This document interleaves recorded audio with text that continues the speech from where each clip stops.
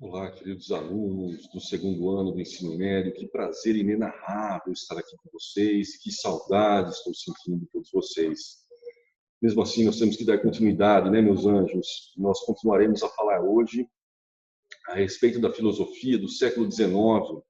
Gostaria que vocês abrissem aí a sua apostilinha na página 54 e 55, ou melhor, 54 até a página 56.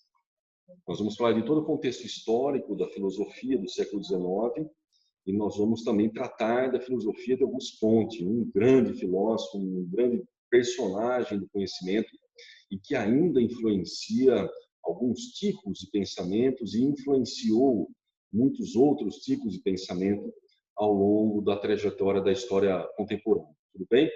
Vou abrir aqui a aulinha para vocês, para que vocês possam se sintonizar e para que nós possamos dar a vazão ao nosso conhecimento. Começamos de onde, meninos? Começamos justamente do século XIX, né?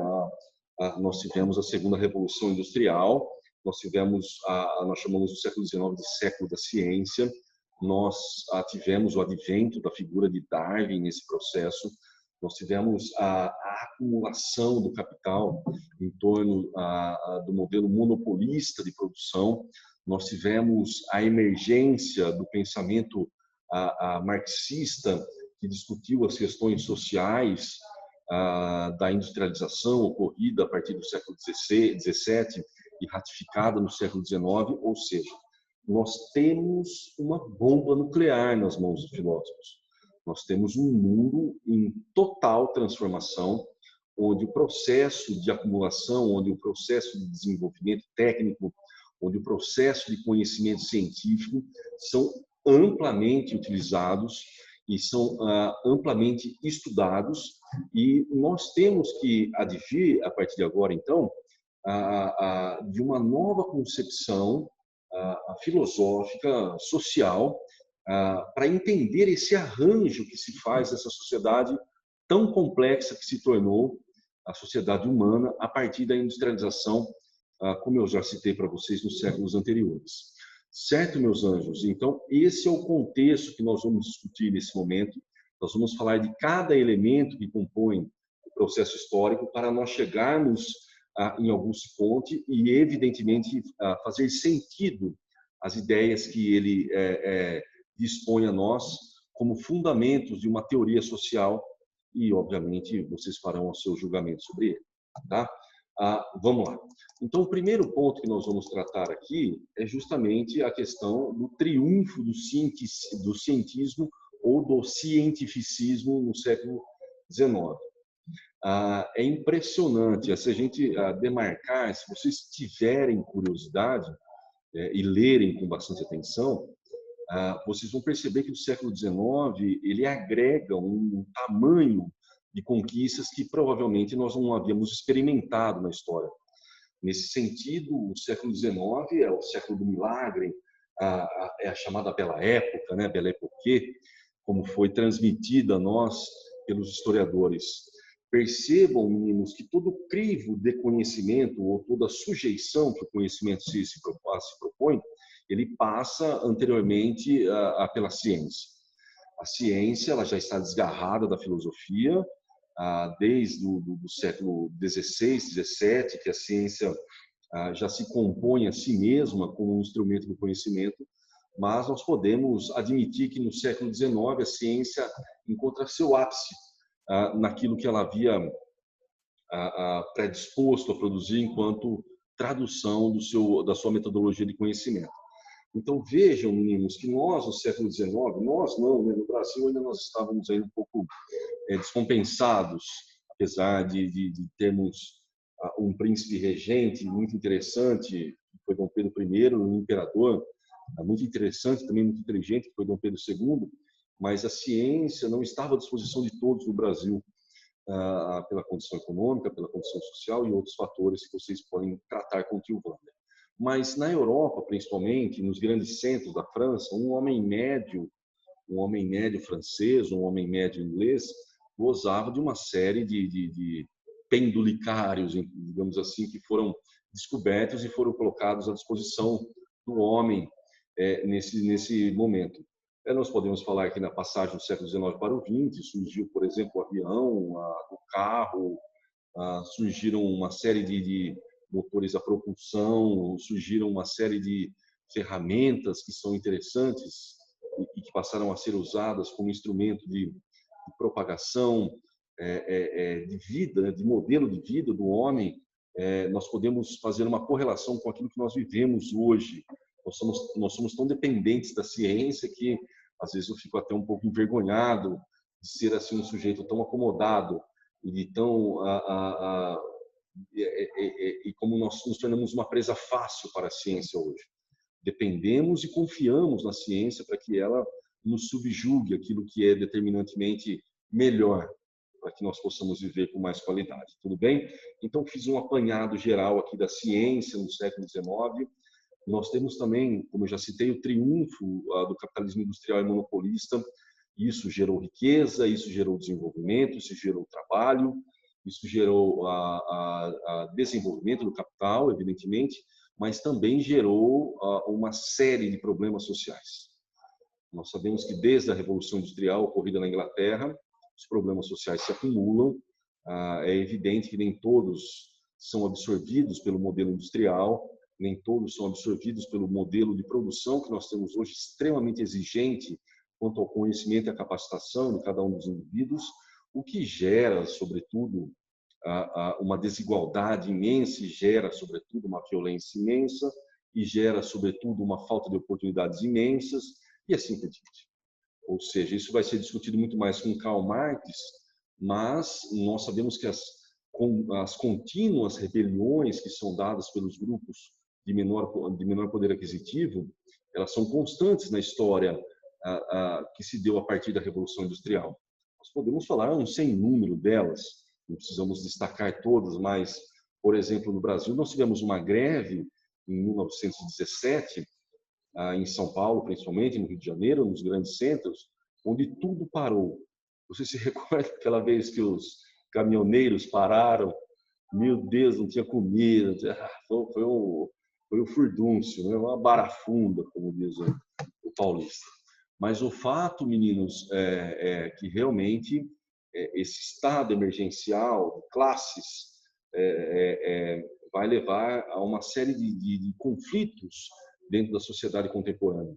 Isso vai ser discutido por Comte, isso vai ser discutido muito mais por Marx, ok? Fica a dica aí. Muito bem. Outro elemento que também fundamenta o conhecimento e as relações sociais durante o período, durante o século XIX, é a teoria de Darwin. Perdão.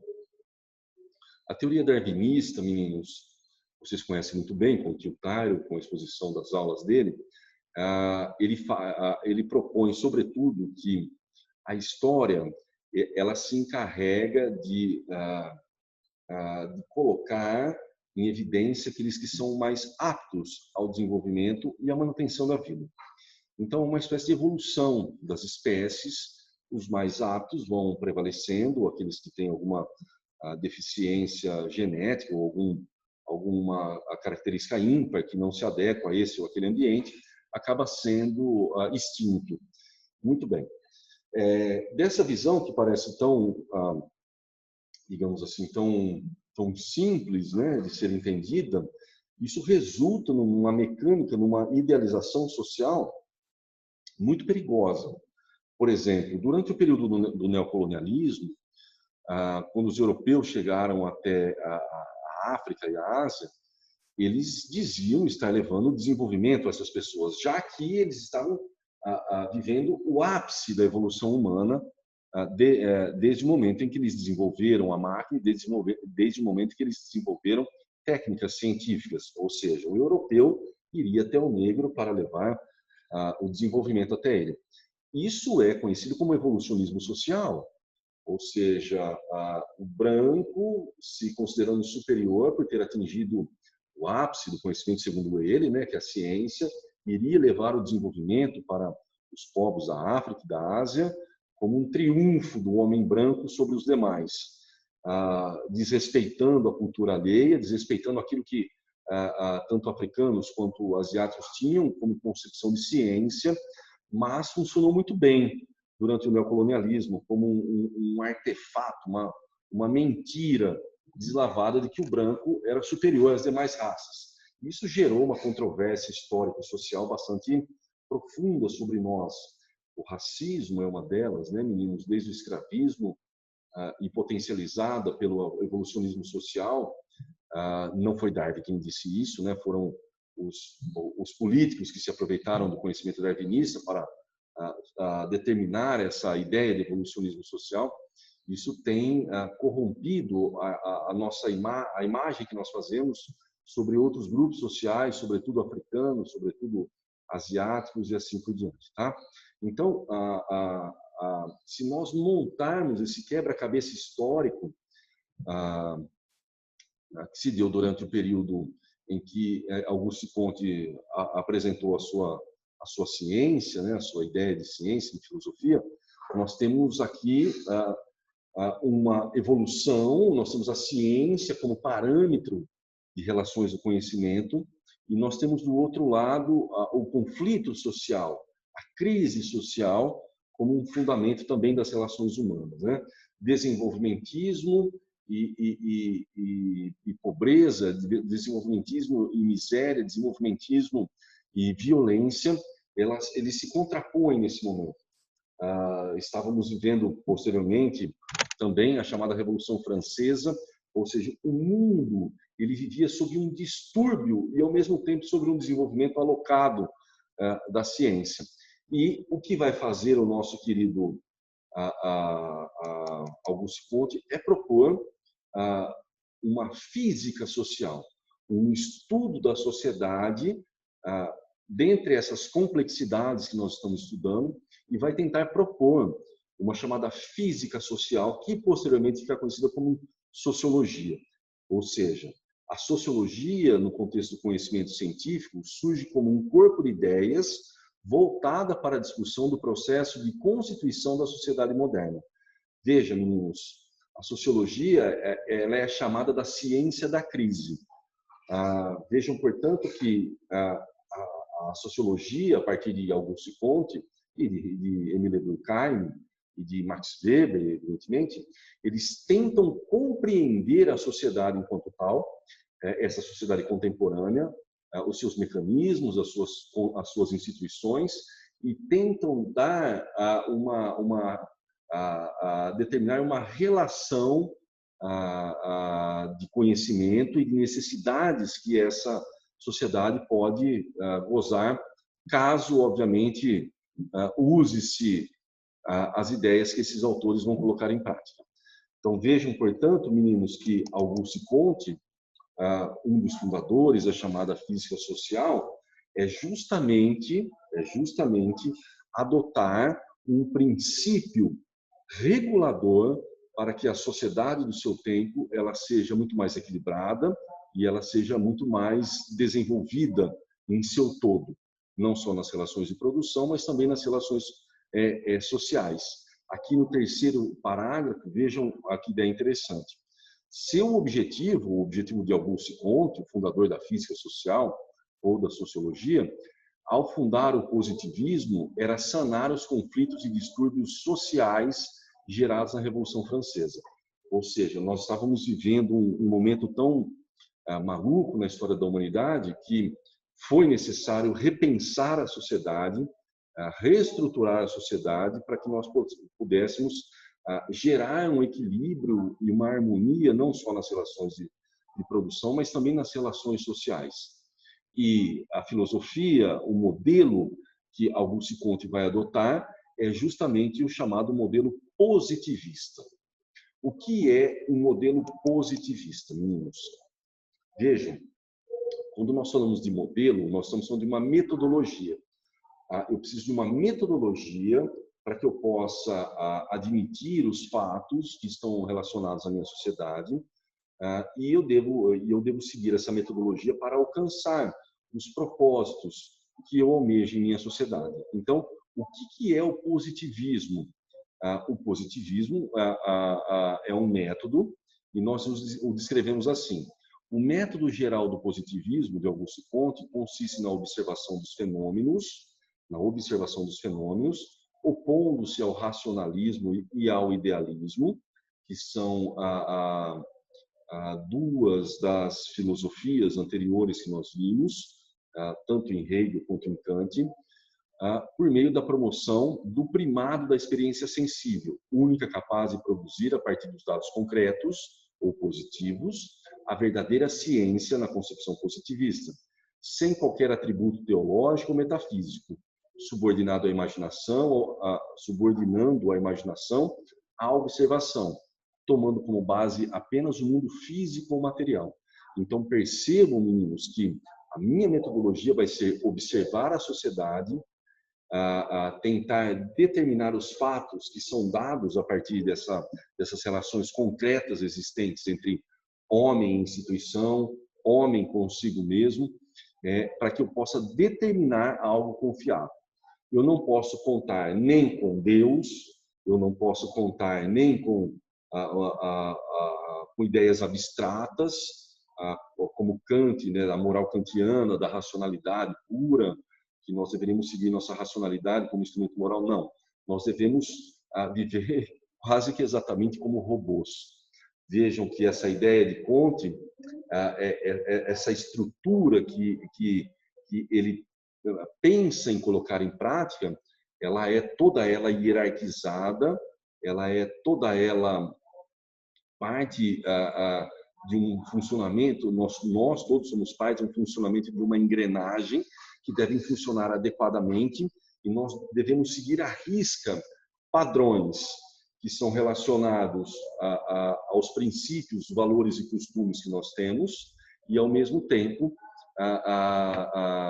admitir numa sequência a ideia de progresso que viria a partir das técnicas, do advento das técnicas e da ciência como fundamento. Então, meus anjos, veja que interessante. Comte nos traz uma chamada física social, uma metodologia. Esse método é um método empírico de observação sobre a sociedade. Disso se resulta numa tendência de absorver todos os fatos que são transmitidos a nós. Esses fatos e ações e ideias que são transmitidos a nós pelo observador, pelo estudioso, nos permite nos orientar sobre aquilo que nós devemos mudar ou não em uma sociedade. A sociedade kantiana é uma sociedade hierarquizada, é uma sociedade que depende de uma relação, de uma certa obediência sobre valores, sobre costumes, sobre hierarquias, sobre relações de produção, burguês e proletário. Essa hierarquia é como se fosse uma posição social que cada ser humano ocupa dentro dessa sua sociedade. Uma vez estabelecido a função do indivíduo nessa sociedade, ele deveria desempenhar com esmero e com qualidade, obedecendo às regras, obedecendo os valores, obedecendo à hierarquia social. No caso, a função do burguês seria administrar o capital, e a função do operário seria produzir riqueza. Não há conflito na visão dele sobre isso.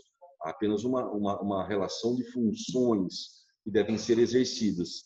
E então Comte ele divide a sociedade em estática social e dinâmica social. A estática social é justamente, como está descrito aqui, o desenvolvimento só pode ocorrer se a sociedade se organizar de modo a evitar o caos, a confusão. Ou seja, o primeiro ponto, depois de analisar a sociedade, é tentar organizá-la, hierarquizá-la, para que nós pudéssemos transmitir, ou melhor, transferir a nossa força de trabalho ou nossas funções ao Estado, para que tudo esteja no seu lugar e tudo se desenvolva com a mais absoluta ordem. A mais absoluta ordem. Vejam bem, uma vez estabelecido essa organização social, esse parâmetro a ser seguido, esse contrato social rígido que se estabelece a partir da ideia kantiana, nós vamos posteriormente nos envolver com o progresso. Uma vez estabilizada e organizada a cidade, ordenada, essa sociedade estaria pronta para se desenvolver a partir do progresso. É por isso que os brancos europeus, quando chegaram na África, disseram que lá eles tinham uma sociedade desorganizada. Desorganizada, na visão dos brancos europeus, era justamente não estar diante de regras hierárquicas de relações sociais, estar sob o efeito da produção do capitalismo e outras coisas mais. Uma vez estabelecida essa ordem social, agora nós vamos admitir o progresso. O que seria o progresso? Seria uma espécie de saltos qualitativos sobre a questão da produção. Uma vez organizada, por exemplo, como a China.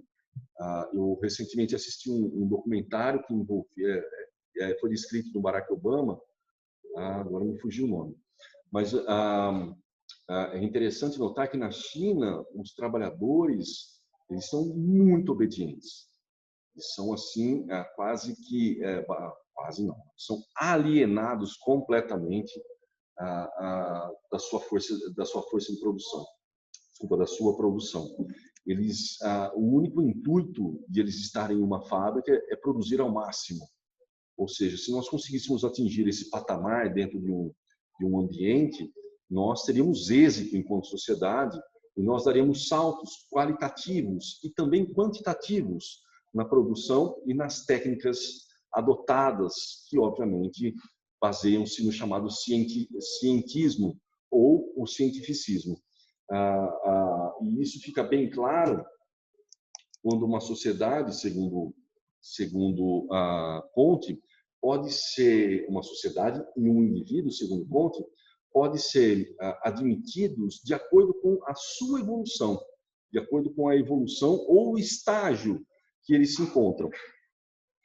Se uma sociedade ou um indivíduo está no estado teológico, ele ainda acredita que Deus vai nos salvar, que haverá uma remissão dos pecados, e que o único salvador seria a figura de Deus, ou que nós devemos orar pelo faraó, ou que nós devemos seguir a Igreja Católica na Idade Média. Ou seja, o estado teológico é justamente esse estágio que o homem se encontra ainda admitindo a presença da figura divina como a reguladora das ações humanas e assim por diante, e do conhecimento humano.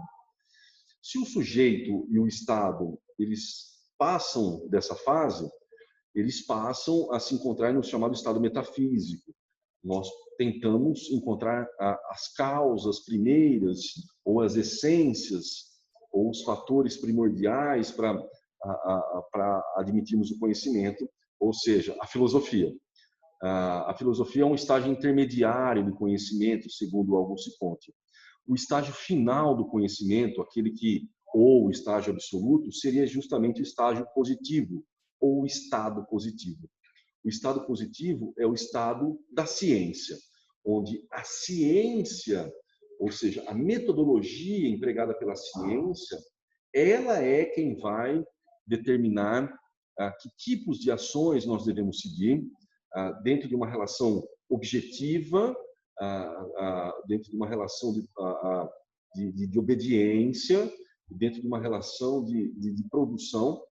As ciências elas passam a administrar, ou a sua metodologia passa a ser o critério para nós admitirmos uma sociedade desenvolvida. Nós não somos uma sociedade cientificista ainda, o Brasil, por exemplo. O Brasil é um estado misto desses três, talvez.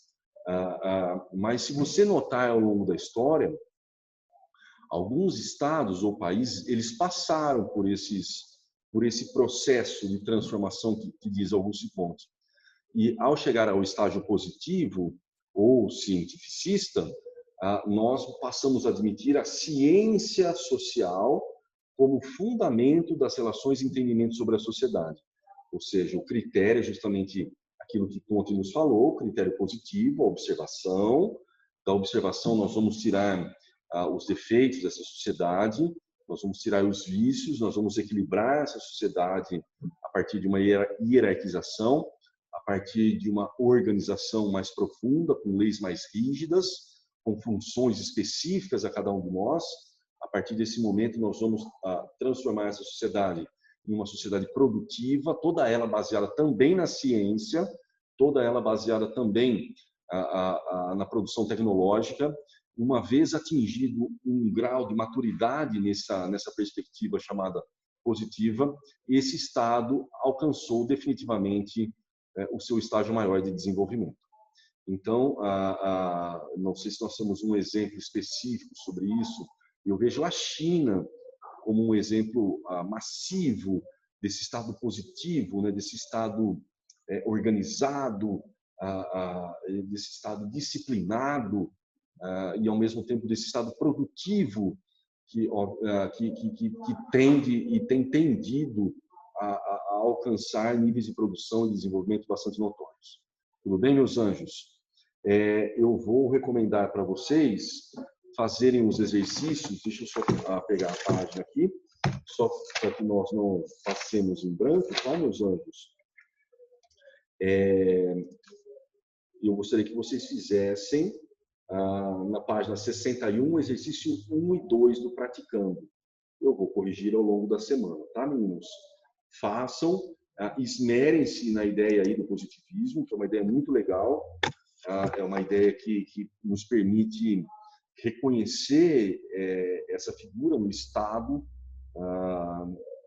Constantemente nós temos presidentes que colocam em prática ideias do positivismo, ou estados como o nazismo, por exemplo, que foi um estado positivista muito marcante, entre outros. Tá bom, meus anjos?